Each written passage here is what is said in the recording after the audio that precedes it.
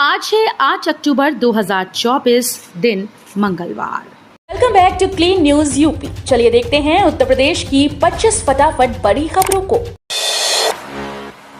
हर ग्राम पंचायत से 25 गरीब परिवार का होगा चयन, योगी सरकार देगी ये सुविधाएं।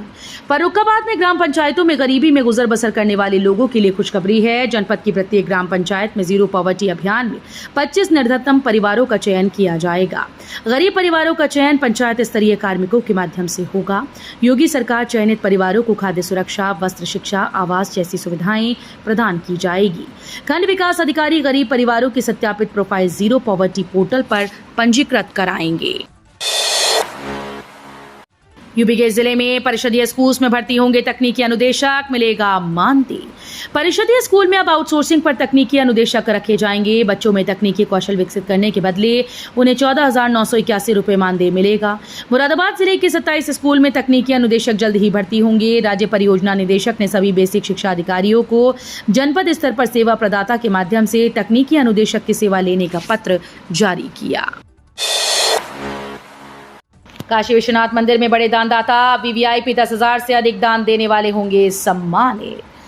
श्री काशी विश्वनाथ मंदिर में अब दानदाताओं को वीवीआईपी सुविधा मिलेगी। बाबा विश्वनाथ के दर्शन के साथ ही मंदिर की ओर से प्रसाद और धन्यवाद पत्र भी दानदाताओं को प्रदान किया जाएगा। न्यास की सहमति के बाद इस नई व्यवस्था को मंदिर प्रशासन ने लागू कर दिया है। बाबा विश्वनाथ के मंदिर में दान करने वाले बड़े दानदाताओं के लिए दर्शन पूजन की नई व्यवस्था शुरू की गई। यूपी उपचुनाव में सपा ने कांग्रेस को नहीं देगी एक भी सीट। उत्तर प्रदेश में भविष्य में अपने लिए बेहतर संभावनाओं की उम्मीद बांधी सपा अब कांग्रेस को लेकर सतर्क हो गई है। इंडिया गठबंधन की सहयोगी कांग्रेस से वो तालमेल तो रखेगी, लेकिन सीटों को लेकर अब उससे त्याग की उम्मीद करेगी। पार्टी ने तय कर लिया है कि विधानसभा की 10 सीटों पर होने वाले उपचुनाव में वो कांग्रेस को एक सीट से ज्यादा नहीं देगी। जेवर एयरपोर्ट के पास बसेगी जापान साउथ कोरिया सिटी। जेवर इंटरनेशनल एयरपोर्ट के आसपास का क्षेत्र जल्द ही एक अंतर्राष्ट्रीय स्वरूप लेने जा रहा है। यमुना अथॉरिटी ने एक महत्वाकांक्षी योजना की घोषणा की है, जिसके तहत यहां जापान और दक्षिण कोरिया जैसी विकसित शहरों को तैयार किया जाएगा। इससे न केवल हमारी अर्थव्यवस्था मजबूत होगी, बल्कि हमें वैश्विक स्तर की शिक्षा और स्वास्थ्य सेवाएं भी मिलेंगी। त्योहारों पर एक्सप्रेस ट्रेन में वेटिंग, कंफर्म टिकट न मिलने से बड़ी टेंशन। रेलवे प्रशासन की तरफ से चलाई जा रही फेस्टिवल स्पेशल ट्रेन यात्रियों की संख्या के लिहाज से कम पड़ रही है। नियमित ट्रेन में वेटिंग इतनी हो रही है कि यात्री स्पेशल ट्रेन की डिमांड कर रहे हैं। त्योहारों पर यात्रियों की सुविधा के लिए उत्तर प्रदेश राज्य सड़क परिवहन निगम प्रशासन की ओर से 125 अतिरिक्त बसेस का संचालन किया जाएगा। यूपी विशेष होंगी अंग्रेजी, गणित और विज्ञान के बुके, किताबों का कस्टमाइजेशन शुरू।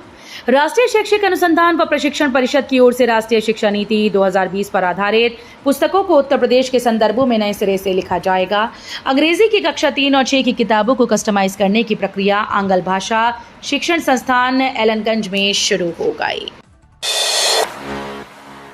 आस्था के साथ खिलवाड़ पर होगी कठोर कार्रवाई, त्योहार के बीच सीएम योगी की सख्त हिदायत। मुख्यमंत्री योगी आदित्यनाथ ने कहा कि किसी भी जाति, मत, मजहब अथवा संप्रदाय से जुड़े हुए इष्ट देवी देवता, महापुरुषों अथवा साधु संतों के विरुद्ध अपमानजनक टिप्पणियां स्वीकार्य है, लेकिन विरोध के नाम पर अराजकता भी बर्दाश्त नहीं की जाएगी। त्योहारों के दृष्टिगत सोमवार को मुख्य सचिव डीजीपी, अपर मुख्य सचिव गृह एवं अन्य विभागों के वरिष्ठ अधिकारियों के साथ कानून व्यवस्था की समीक्षा करते हुए मुख्यमंत्री ने कहा कि हर मत संप्रदाय की आस्था का सम्मान होना चाहिए। अखिलेश के बाद अब तेजस्वी पर टोटी कांड का आरोप। केशव मौर्य बोले, इन्होंने तो सपा बहादुर को भी पीछे छोड़ दिया।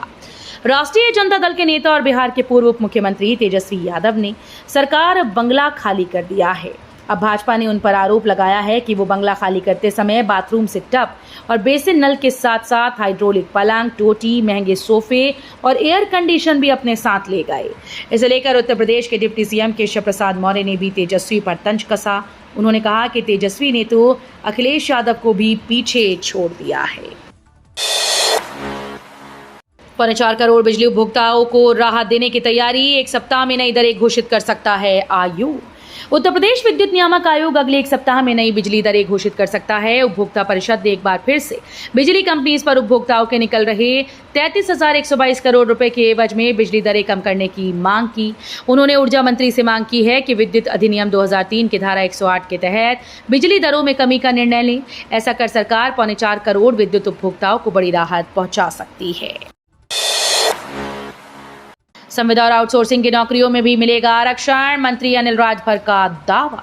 यूपी में योगी सरकार के मंत्री अनिल राजभर ने बड़ा दावा किया। श्रम और सेवा योजन मंत्री अनिल राजभर ने कहा कि उत्तर प्रदेश में संविदा और आउटसोर्सिंग नौकरियों में भी आरक्षण लागू होगा। इसके लिए भर्ती प्रक्रिया में बदलाव किया जा रहा है। ये प्रस्ताव इसी माह होने वाली मंत्रिपरिषद की बैठक में लाया जाएगा। यूपी के छोटे शहरों में भी बड़े शहरों जैसी बेहतर सुविधाएं योगी सरकार करने जा रही ये काम। योगी सरकार छोटे शहरों यानी नगर पालिका परिषद में रहने वालों को भी बड़े शहरों की तरह बेहतर सुविधाएं देने जा रही है। बेतरतीब यातायात व्यवस्था में सुधार लाने के लिए ट्रैफिक इंजीनियर रखे जाएंगे। इनका काम शहरों में जाम और वाहनों की संख्या को देखते हुए यातायात व्यवस्था में सुधार लाने का प्लान तैयार करना होगा। गोरखपुर में बनेगी चकाचक 5 सड़कें, 2 4 लेन और बाकी रोड 2 लेन होंगी। उत्तर प्रदेश में योगी सरकार ने गोरखपुर जिले के लिए खास प्लान तैयार किया। इसके तहत सरकार जिले में एक साथ 5 सड़कों के निर्माण जल्द शुरू करने की योजना तैयार कर रही है। जिले में इन सड़कों के निर्माण में 2 लेन और 4 लेन शामिल हैं। इस महीने में टेंडर प्रक्रिया पूरी करने के बाद पीडब्ल्यूडी विभाग के अधिकारी निर्माण शुरू करने की तैयारी कर रहे हैं।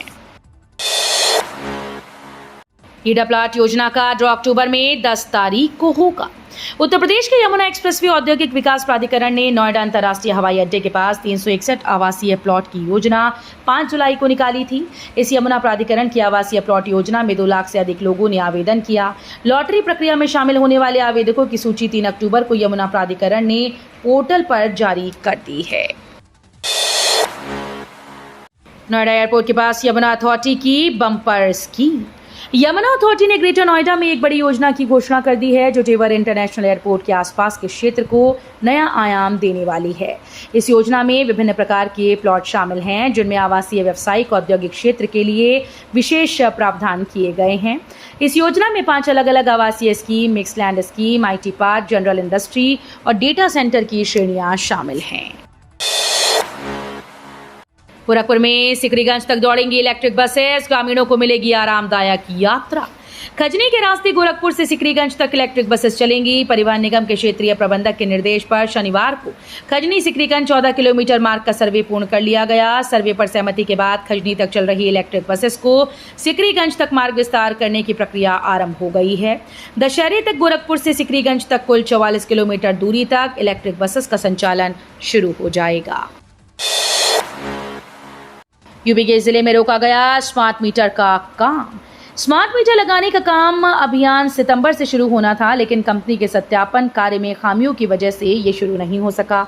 इससे पहले जीनस कंपनी को 92,000 उपभोक्ताओं का 70 निर्धारित पैरामीटर का घर घर जाकर सत्यापन करना था, लेकिन कंपनी ने बिना उपभोक्ता सत्यापन किए स्मार्ट मीटर लगाने की तारीख तय कर ली। एन वक्त में केस्को के अधिकारियों को पता चलने पर इस अभियान को टाल दिया गया। प्रदेश सरकार की 17 अक्टूबर को सार्वजनिक अवकाश की घोषणा। अक्टूबर महीने को त्योहारों का मौसम कहा जाए तो कोई अतिशयोक्ति नहीं होगी। इसमें हिंदू धर्म के कई बड़े त्योहार पड़ रहे हैं जिसमें नवरात्रि, दुर्गा पूजा, करवा चौथ शामिल हैं। महापुरुषों की जयंतियां भी इसी महीने हैं। इसके साथ ही महीने के अंत में दिवाली की शुरुआत भी हो जाएगी। ऐसे में उत्तर प्रदेश के सरकारी कार्यालय, बैंकों, स्कूल में सार्वजनिक अवकाश रहेगा। 17 अक्टूबर को महर्षि वाल्मीकि जयंती के अवसर पर राज्य सरकार ने अवकाश घोषित किया है। ग्रेटर नोएडा में बनेगा जिले का पहला बस कॉरिडोर। ग्रेटर नोएडा वेस्ट और गाजियाबाद के लोगों के लिए खुशखबरी है। जल्द ही जिले का पहला बस कॉरिडोर बनने जा रहा है। इस पर ग्रेटर नोएडा वेस्ट के गौर सिटी के पास से ग्रेटर नोएडा तक अलग अलग पार्ट में काम चल रहा है। इसे आगे जेवर में बन रहे नोएडा इंटरनेशनल एयरपोर्ट से कनेक्ट किया जाएगा। बस कॉरिडोर का निर्माण कई चरण में होगा, जिसमें पहला चरण ग्रेटर नोएडा वेस्ट से सिरसा गोल चक्कर तक का होगा। सबसे बड़े सरकारी बैंक में नौकरी का मौका, 10,000 कर्मचारियों की जरूरत। भारतीय स्टेट बैंक चालू वित्त वर्ष 2024-25 में 10,000 नए कर्मचारियों को भर्ती करने की योजना बना रहा है। खास बात यह है कि पीओ और क्लर्क के अलावा कई अन्य पदों पर भी भर्ती होगी। बैंक ये नया रिक्रूटमेंट आम बैंकिंग जरूरतों को अपनी तकनीकी क्षमता को बढ़ावा देने के लिए करेगा। बैंक ने निर्बाध ग्राहक सेवा प्रदान करने के साथ साथ अपने डिजिटल चैनल को मजबूत करने के लिए प्रौद्योगिकी में महत्वपूर्ण निवेश किया है। विरोध के नाम पर अराजकता बर्दाश्त नहीं, सीएम योगी ने दी चेतावनी। मुख्यमंत्री योगी आदित्यनाथ ने कहा कि किसी भी जाति, मत, मजहब अथवा संप्रदाय से जुड़े हुए इष्ट देवी देवता, महापुरुषों अथवा साधु संतों के विरुद्ध अपमानजनक टिप्पणियां स्वीकार्य है, लेकिन विरोध के नाम पर अराजकता भी बर्दाश्त नहीं की जाएगी। त्योहारों के मद्देनजर सोमवार को मुख्य सचिव डीजीपी, अपर मुख्य सचिव गृह एवं अन्य विभागों के वरिष्ठ अधिकारियों के साथ कानून व्यवस्था की समीक्षा करते हुए मुख्यमंत्री ने कहा कि हर मत, संप्रदाय की आस्था का सम्मान होना चाहिए। ग्रेटर नोएडा अथॉरिटी ने प्लॉट योजना को बनाया कमाई का धंधा। औद्योगिक नगरी के 11,000 उद्यमियों ने ग्रेटर नोएडा प्राधिकरण की कार्यप्रणाली को कटघरे में खड़ा कर दिया है। कहा कि प्राधिकरण औद्योगिक हित की बजाय उद्यमियों से अवैध कमाई कर रहा है। इससे उद्यमियों को आर्थिक नुकसान हो रहा है। उल्टा उद्यमियों से 5,900 रुपये प्रति ब्रोशर फीस व 60,180 रुपये प्रोसेसिंग फीस फंसा कर रखी है। देश में चल रहे हैं दो तरह के कानून, अब ज्ञापन नहीं जवाब देंगे, मौलाना तौकीर ने किया बड़ा ऐलान। बरेली में इत्तेहाद मिल्लत कौंसिल के राष्ट्रीय अध्यक्ष मौलाना तौकीर रजा खान ने कहा कि देश में दो तरह के कानून चल रहे हैं, एक मुसलमानों के लिए और दूसरा हिंदुओं के लिए। मौलाना तौकीर ने सोमवार को मालियों की पुलिया स्थित एक शादी हॉल अपनी पार्टी के स्थापना दिवस के जलसे में तकरीर करते हुए दिल्ली के रामलीला मैदान में धरना प्रदर्शन करने का ऐलान भी किया। स्मार्ट पार्क को ठेंगा दिखा रहे उद्यान विभाग के दाग, बदहाली टहलने वालों का कर रही मूड खराब। अलीगढ़ में नकवी पार्क के नाम से चर्चित जवाहर पार्क के कुछ क्षेत्र को भले ही स्मार्ट बना दिया गया हो, लेकिन अधिकांश क्षेत्र बदहाल हैं। उद्यान विभाग के बागों की ये बदहाली पार्क में टहलने वालों का मूड खराब करती है। बागों में गंदगी के ढेर लगे हैं, वहीं पार्क के तीनों गेटों पर पार्किंग की सुविधा नहीं है। ऐसे में दूर दराज से आने वालों के वाहन सड़क पर ही खड़े रहते हैं। ग्रेटर नोएडा में जेवर एयरपोर्ट के निर्माण में लगे मजदूरों की होगी जांच। ग्रेटर नोएडा में जेवर एयरपोर्ट के निर्माण में लगे करीब 7,000 कर्मचारियों और मजदूरों की जांच होगी। दरअसल इन सभी की टीम 1-2 दिन में जेवर एयरपोर्ट जाएगी। निर्माण कंपनी ने 1 सप्ताह पहले सीएमओ डॉक्टर सुनील कुमार शर्मा से मुलाकात कर कर्मचारियों के स्वास्थ्य जांच की मांग की थी। तो ये थी आज की 25 फटाफट बड़ी खबरें। अगर आपको न्यूज पसंद आई हो तो वीडियो को लाइक और शेयर जरूर करें। धन्यवाद।